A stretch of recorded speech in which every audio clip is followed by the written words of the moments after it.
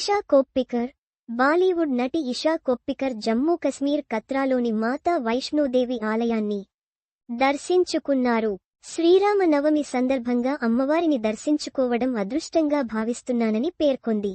నవరాత్రి 9వ రోజున వైష్ణోదేవి ఆలయానికి వచ్చామని, గొప్ప అదృష్టంగా భావిస్తున్నాని తెలిపింది. అందరికీ వైష్ణోదేవి ఆశీస్సులు లభిస్తాయని తెలిపింది. రామనవమి రోజున మాతా వైష్ణోదేవి ఆలయాన్ని సందర్శించడానికి దేశవ్యాప్తంగా వివిధ ప్రాంతాల నుంచి పెద్ద సంఖ్యలో భక్తులు వస్తుంటారు. ఆలయంలో పరిపాలన ఏర్పాటు చేసింది. దేవస్థానం బోర్డు స్మార్ట్ లాకర్ వ్యవస్థను ప్రారంభించింది. గత 9 రోజుల్లో 50,000 మందికి పైగా ఉచిత ఆహారం, లంగర్ తీసుకున్నారని బోర్డు సీఈఓ గార్గ్ పేర్కొన్నారు. ఈషా కొప్పికర్ గురించి పెద్దగా పరిచయం అవసరం లేదు. తెలుగు, హిందీ, తమిళం, కన్నడ సినిమాల్లో నటించింది. ఏక్ తా దిల్ ఏక్ థీ ధడ్కన్ మూవీతో సినీరంగ ప్రవేశం చేసింది.